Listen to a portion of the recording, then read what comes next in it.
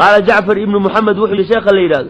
عجبت وحان لي يا بيبوري لمن بلي بأربع كيف يغفل عن أربع نين أفر الرمود لغو انتحامي أفر الرمود سيئوه المامي كرا أفر الرمود هدي لغو انتحامه أو كوكو دعان وحال دونا يا أفر تاع الرمودين هذه المامي وكلا من بلي ننكي لغو امتحامه بالغم مرك كيف الله يقول سدابنا أورنين لا إله إلا أنت سبحانك إني كنت من الظالمين مرك مركي كوكبتونا يدا كورد لا إله لا معبود بحق إلا أنت دعاء يونس بن متى سوما اسمه أعلم كابلوش يا سيدي حديث كسارته إلهي بو كبري وهو في بطن الحوت أسوى كلونك على وجهه كجري سدح مكدب كجري بالي ظلمة الليل هي ظلمة البحر هي ظلمة البطن سدح ذا مكدب كجري سدح ذا مكدب دحضه يعني هبينك مكدقيسي يبيه بدا iyo kalluunka calooshiisa asoo ku sii jiro saddexda mugdi dhaxdoodu ka dhawaaqay la ilaha illa anta macbuud xaq lagu caabudaa ma jiro illa anta adiga mooyaan subhanaka tanzihan balaka ku sugnaaday inni anigu kuntu min adh-dhalimin ilaahay waxaan kamid ahay kuwa dhaalimiinta ah amar la'aan buu nabi yunus baxay sooma qoonkiisi markay rumay waayeen ayuu xanaaqay cadaab baa idin imaanaya buu yiri cadaabkii baa yar daahay oo xanaaqay doon buu iska raacay doontuna dabeecadeedu waxay ahayd waqtiga ay nin adoon sayidkiisi ka soo dhuuntay haduu soo fuulo ma soconayso way ciiraysaa doonti markii la fuulay inbay waxay bilowday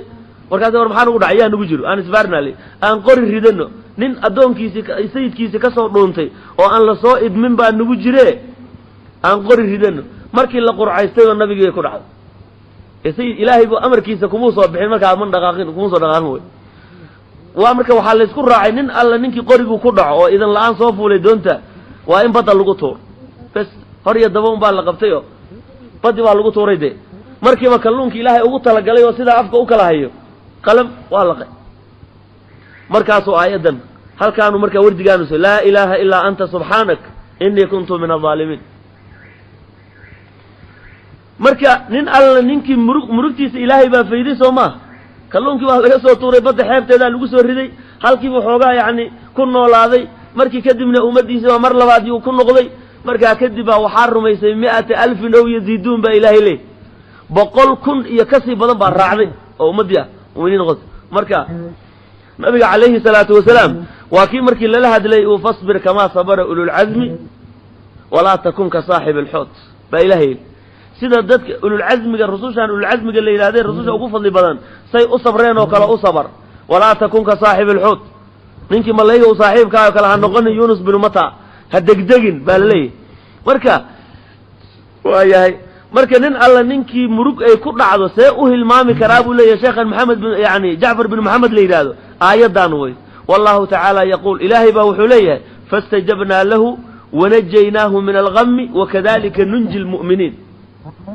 marka aayada markaad akhriso ballanqaadka dambe dib lagu ballanqaaday lagu yabo hay fiiri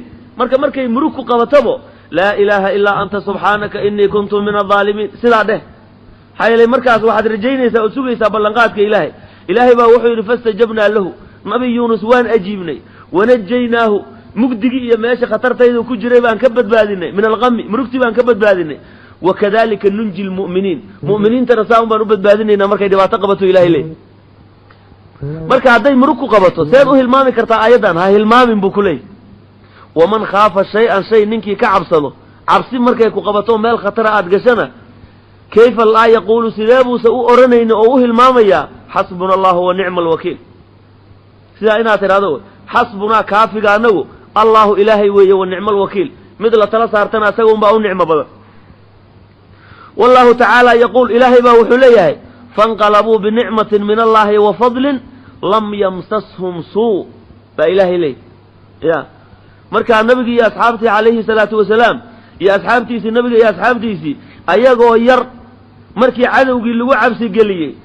oo ayagoo fara badan oo yaani waxayna tabar u haynin baa idinku soo duulay markii leeyid maxay yiraahdeen fa yaani hasbunallahu wa ni'mal wakiil hasbunallah kaafiga anagu allah ilaahi wa ni'mal wakiil marka ilaahi wuxuu noo sheegay fanqalabu bi ni'matin min allah wa fadl يعني وان دجالك بدر نعمة وحي لسه قدام النعمة إلهي حق ساعتي يا فضلي لم يمسسهم سوء واحدة بمتابنوا إلهي غلبتي بسيء قوسي بسيء waxay la soo hoydeen yani guul iyo fadli iyo ziyaado wa marka mar alla markaad cabsato aayadaas ha hilmaamin xasbuna allahu wa nicmal wakiil xasbuna allahu wa nicmal wakiil sidaa dhawe marxaban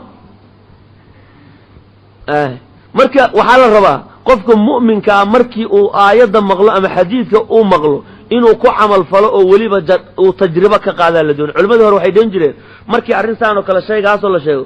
qad jarabnaahu waan imtixaamnay oo yacni fa kaana lahu sidaa un baan ku aragnay